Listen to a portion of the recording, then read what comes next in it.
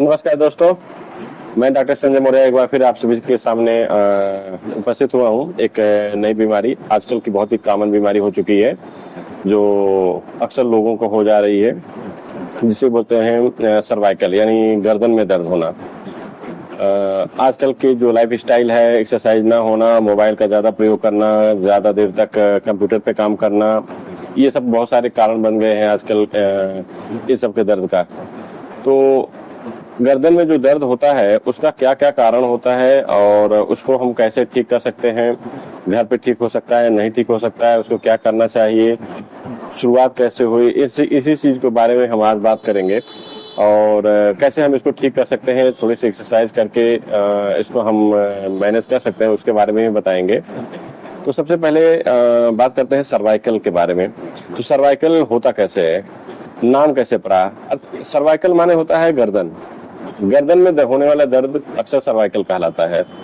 ज्यादा इसका जो नाम पड़ा है सर्वाइकल स्पॉन्डिलोसिस की वजह से पड़ा हुआ है, क्योंकि सर्वाइकल स्पॉन्डिलोसिस जो होता है एक एज रिलेटेड प्रॉब्लम है, जो कि जब उम्र बढ़ जाती है, 45-50 साल हो जाती है, तो जो गर्दन की हमारी जो मसल्स होती हैं वीक हो जाती हैं, जिसकी वजह से गर्दन थोड़ा सा बैठ जाती है और जो गर्दन में जो डिस्क होती है फैल जाती है, जो नसों को दबाना शुरू कर देती है और उसकी वजह से हाथ में दर्द आना शुरू हो जाता है। हाथ में दर्द, गर्दन में दर्द और आधा शायद पीछे के साइड में, ये पीछे के साइड में आधा दर्द यहाँ से लेकर के पूरा दर्द बना रहता है। और हाथ में, दोनों हाथ में जा सकता है, हाथ में झंझनाहट, सुन्नपन, ये सब आ सकता है। हाथ में कमजोरी आती है, बोतल पकड़ने में आपको कमजोरी लगेगी, ऐसा लगता है बोतल गिर जाएगा। गाड़ी चलाते समय आपको बाइक नहीं पकड़ी जाती सही से हैंडल। तो बहुत सारे इसकी कमियां हैं, प्रॉब्लम्स आती हैं। और ये कोई छोटी मोटी बीमारी नहीं है, बहुत बड़ी प्रॉब्लम होती है, क्योंकि गाड़ी चलाते समय अगर आपका हाथ कंट्रोल में नहीं रहा, गाड़ी कंट्रोल में नहीं रही, तो एक्सीडेंट होने का खतरा होता है। बहुत सारी चीजें ऐसे होती है, आप कभी कभी औरतों में होता है, इतना ज्यादा कमजोर हो जाता है तो गिलास उठाने में गिर जाता है। तो ये सब छोटी छोटी ऐसी चीजें हैं जो आए दिन लोगों को फेस करना पड़ता है। तो सर्वाइकल स्पॉन्डिलोसिस है या फिर कोई और कारण है, इसी के बारे में हम जानते हैं कि गर्दन में दर्द अक्सर होता क्यों है। गर्दन में दर्द होने के बहुत सारे कारण होते हैं। ऐसे 8 कारण मैं आज बताने जा रहा हूं, जिसकी वजह से गर्दन में दर्द या हाथों में दर्द होता है या सर्वाइकल होता है। और उसमें कौन कौन सी प्रॉब्लम्स होती है जो मेडिसिन से ठीक हो जाती है, कौन सी प्रॉब्लम फिजियोथेरेपी करानी पड़ती है, इसी चीज के बारे में हम बात करेंगे। और कौन सी प्रॉब्लम होती है जो जल्दी ठीक नहीं होती है, उसके लिए आपको पैसे देना, वेस्ट करना ठीक नहीं है। तो सबसे पहला कारण होता है मिलिट्री नेक। अक्सर आप जब अपना सर्वाइकल का एक्सरे कराते हैं तो उसमें आपको लिखा आता है स्ट्रेटन नेक। स्ट्रेटन नेक मतलब इस जो गर्दन का जो लॉर्डोसिस कर्व होता है, जो गर्दन में एक कर्व होता है, स्पाइन में जो कर्व होता है अंदर के साइड में, उसे लॉर्डोसिस कर्व कहा जाता है। और जो लोग ज्यादा तकिया लगा के सोते हैं, ज्यादा देर तक ऊंचा तकिया लगा के सोते हैं रात भर, उनमें अक्सर ये देखा जाता है लॉर्डोसिस कर्व जो है खत्म हो जाता है, उसमें आ जाता है स्ट्रेटन नेक। आप अपने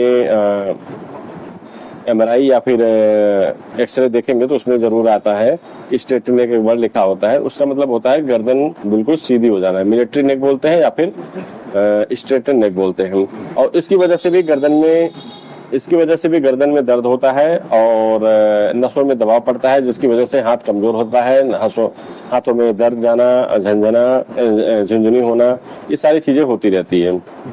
तो एक तो होता है मिलिट्री नेक यानी स्ट्रेटन नेक की वजह से गर्दन में, हाथ में, कंधे में दर्द होना। और ये प्रॉब्लम आपकी मेडिसिन से नहीं ठीक होगी, क्योंकि ये आपके जो पोस्चर है, हमारा जो गर्दन का जो डिजाइन भगवान ने बनाया है, उसमें बदलाव आ जाता है। तकिया लगाने की वजह से ऐसे धीरे धीरे, ये एक दिन में नहीं होता है, बहुत लंबा समय लेता है। 2 साल, 4 साल, 10 साल जिसकी एक आदत हो जाती है तकिया लगा सोने को, उनकी गर्दन लगभग 30-35 साल तक आते आते वो स्ट्रेटन नेक में हो जाती है और फिर वो गर्दन में दर्द करना शुरू कर देती है। ये एक बहुत बड़ा कारण है जो गर्दन में दर्द होता है। और इसको ठीक करने के लिए आप मेडिसिन तो नहीं ले सकते, क्योंकि गर्दन, कोई ऐसी दवाई नहीं है जो गर्दन को जाके सीधा कर देगा, ऐसा नहीं होता है। इसके लिए आपको बेहतर फिजियोथेरेपिस्ट के पास जाना पड़ेगा, जो आपको एक्सरसाइज करके धीरे धीरे जो हमारा गर्दन का जो साइज शेप होता है उस शेप में करेगा, तो धीरे धीरे वो गर्दन का दर्द खत्म हो जाता है। दूसरा कारण होता है फैसेट जॉइंट आर्थोपैथी। फैसेट जॉइंट आर्थोपैथी हम आपको दिखा रहे हैं। ये हमारी गर्दन है, स्पाइन। अब आप देख रहे हैं कि इधर तो डिस्क होती है, लेकिन पीछे के साइड दो हड्डी यहाँ आपस में टच हुई है, यहाँ पे टच रहती है। अब दोनों हड्डी जहाँ टच होती है वहां पे कार्टिलेज होता है। कार्टिलेज दोनों हड्डी को रगड़ने से बचाता है। और कभी कभी ये होता है कि जो बहुत ही ज्यादा ऐसा काम, जो गर्दन झुका के काम करता है, सिलाई कर रहा है, जो कुछ ऐसा काम जिसको बार बार गर्दन को ऊपर नीचे करना पड़ता है, तो ये ज्वाइंट धीरे धीरे घिसने लगते हैं, कमजोर हो जाते हैं कई कारण से। या फिर जो न्यूट्रिएंट की कमी होती है, विटामिन डी और कोलेजन वगैरह की कमी हो जाती है, जिसकी वजह से कार्टिलेज कमजोर हो जाता है। और जब वो घिसता है तो जाके वह दर्द करना शुरू कर देता है। किसी पर्टिकुलर पॉइंट पे वह दर्द करना शुरू कर गर्दन यहाँ पे। और इसमें रेडिएटिंग पेन नहीं होता, हाथ में दर्द नहीं जाएगा, सिर्फ गर्दन में आपको दर्द रहेगा एक पर्टिकुलर पॉइंट में। उसे बोलते हैं फैसेट जॉइंट आर्थोपैथी। और ये मेडिसिन से और थोड़ी बहुत एक्सरसाइज करके इसको आप ठीक कर सकते हैं, ये आसानी से ठीक हो जाती है। तीसरा कारण होता है सर्वाइकल स्पॉन्डिलोसिस, जिसका नाम ही सर्वाइकल स्पॉन्डिलोसिस है, इसी का नाम से सर्वाइकल पड़ा हुआ है। और लेकिन आजकल सभी गर्दन में जो भी दर्द होता है उसको सर्वाइकल ही बोला जाता है। तो सर्वाइकल स्पॉन्डिलोसिस एक मुख्य कारण है, जो कि एज रिलेटेड फैक्टर है। जो 40-50 साल की उम्र हो जाती है, गर्दन कमजोर हो जाता है, वीकेस्ट शरीर हो जाती है, तो ये सारी जो हड्डियां होती हैं, जो जिसके बीच में हमारे यहाँ पे डिस्क होता है, ये डिस्क धीरे धीरे बैठ जाती है और हड्डियां पास आ जाती हैं। तो इन नसों पे दबाव जाने लगता है। जब नसें दबना शुरू कर देती हैं, तब पूरे गर्दन में दर्द होना, सर में दर्द होना, और दोनों साइड के हमारे बाजुओं में दर्द जाना शुरू हो जाता है, हाथों में जाना शुरू हो जाएगा, झंझनाना, सुन्नपन, ये सब लक्षण आने शुरू हो जाते हैं, कमजोरी आ जाती है हाथों में। और काफी रात में बेचैनी होती है, नींद नहीं आती है, रात में पेशेंट जग जाता है, इतना दर्द होता है। तो ये भी एक कारण है, जो मेन कारण होता है इसका, ये सर्वाइकल स्पॉन्डिलोसिस एज मतलब बढ़ जाने की वजह से होता है। 40-45-50 साल की उम्र में तो शुरू हो जाता है ये। और ये बीमारी भी आप दवाई से नहीं ठीक कर सकते हैं, क्योंकि जो गर्दन की हड्डियां आपस में सिकुड़ रही है, पास में आ रही है, उसको कोई दवाई ऐसी नहीं है जो इसको दूर कर देगी और नहीं ठीक होगा। तो इसके लिए भी आपको अच्छे फिजियोथेरेपिस्ट के पास जाना पड़ेगा, जो कि इसको अच्छे से मैनेज कर सकता है। चौथा कारण होता है डिस्क प्रॉब्लम। अच्छा, कभी कभी होता है एक्सीडेंटल कुछ ऐसा घटित हो जाता है हमारे साथ, जिसके गर्दन में झटका लग जाता है, या फिर कभी ऐसा कुछ वजन बहुत ज्यादा हमने अपने सर पे उठा लिया हो, तो उसकी वजह से भी होता है कि डिस्क थोड़ी सी फैल जाती है, बल जाता है। जैसे हमारे स्लिप डिस्क होता है, उसी तरह से गर्दन में भी डिस्क होती है। वो डिस्क वगैरह भी, वहां पे भी डिस्क अगर बंद हो जाता है, थोड़ा खिसक जाती है, नस पे दबाव जाना शुरू होता है, और सेम वही प्रॉब्लम आ जाती है, हाथों में दर्द जाना। इस पे रेडिएटिंग पेन होता है। गर्दन प्रॉब्लम तो यहाँ होती है, लेकिन पूरा दर्द आपके बाजू में जाएगा, हाथ में जाएगा, इन दोनों उंगलियों में जा सकता है, इन दोनों उंगलियों में जा सकता है, कमजोर हो जाएगा। ये सब प्रॉब्लम्स होती है। सर में, आधा सर में दर्द करेगा, क्योंकि जो ऊपर की नसें होती हैं, फर्स्ट सेकंड थर्ड वाली नसें सर पे, आधे सर को कंट्रोल करती हैं, तो यहाँ पे दर्द जाएगा। और उसके नीचे का प्रॉब्लम आती है तो आपके हाथ में दर्द जाएगा। ये होती है आपके डिस्क से रिलेटेड प्रॉब्लम। ये भी आपके दवाई से नहीं ठीक होने वाली बीमारी है, इसके लिए भी आपको अच्छे फिजियोथेरेपिस्ट के पास जाना पड़ेगा। पांचवी प्रॉब्लम है स्टिफनेस इन नेक। स्टिफनेस हो जाती है बहुत, कई बार ऐसा देखा जाता है कि जो एक्सरसाइज बिल्कुल नहीं करता है और लगातार कंप्यूटर पे लॉन्ग सिटिंग जॉब है उसकी, वो करता रहता है, तो गर्दन की नसें बहुत स्टिफ हो जाती हैं, टाइट हो जाती हैं, जिसकी वजह से भी गर्दन में दर्द जाता है। इसको आप बहुत आसानी से जो सर्वाइकल की एक्सरसाइज होती है उसको करके बिल्कुल आप ठीक कर सकते हैं, घर बैठे कर सकते हैं। कहीं न दवाई खाने की जरूरत है, और ना ही आपको किसी थेरेपिस्ट के पास जाने की जरूरत है, ना डॉक्टर के पास, कहीं भी ना। इसको एक्सरसाइज करके भी आप स्टिफनेस को दूर कर सकते हैं, और ये 100% ठीक हो जाता है। छठी प्रॉब्लम होता है मार्जिनल ऑस्टियोफाइट। मार्जिनल ऑस्टियोफाइट अक्सर 90% जो एक्सरे होता है उसमें, जो गर्दन में एक्सरे कराया जाता है, उसमें आता है marginal osteophyte seen in multiple level. इसका मतलब क्या होता है कि ये जो डिस्क है हमारी, ये हड्डी, ये हड्डी, ये हड्डी, ये हड्डी, हड्डी, ये जो लाइन है, इस लाइन पे और इस लाइन के, इसमें नई नई हड्डियां ग्रोथ कर जाती है, बढ़ जाती है, जिसे कहते हैं ऑस्टियोफाइट। इसी को कहा जाता है मार्जिनल ऑस्टियोफाइट। इसमें भी ग्रोथ करेगी, ऊपर वाले इस पर भी होगा, दोनों कभी कभी जुड़ जाती हैं।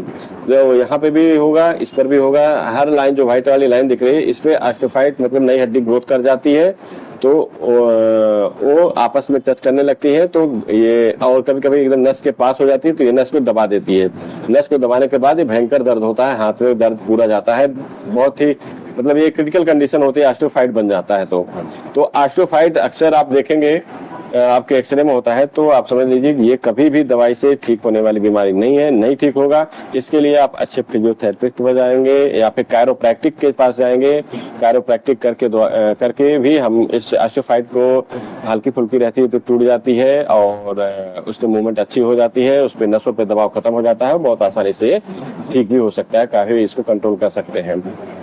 तो और सतवा प्रॉब्लम है deficiency of D3, vitamin D3 की कमी अगर आपके शरीर में हो जाती है तो इसकी वजह से भी गर्दन में दर्द होता है, और जो कि विटामिन D का सप्लीमेंट आप वीकली लेना शुरू कर देते हैं तो धीरे धीरे खत्म हो जाता है। और जो ऑस्टियोफाइट, इसके पहले हमने बताया था आपको, ऑस्टियोफाइट का बनने का मुख्य कारण यही होता है जो जब विटामिन D3 कम हो जाता है तो जो हड्डियां होती हैं आपस में रगड़ जहाँ पर पड़ रही होती है तो शरीर को लगता है कि वहां पे हड्डियां नई नई ग्रोथ कर जाती है, ऑस्टियोफाइट बन जाता है। 8वां कारण होता है कि वीकनेस ऑफ लिगामेंट।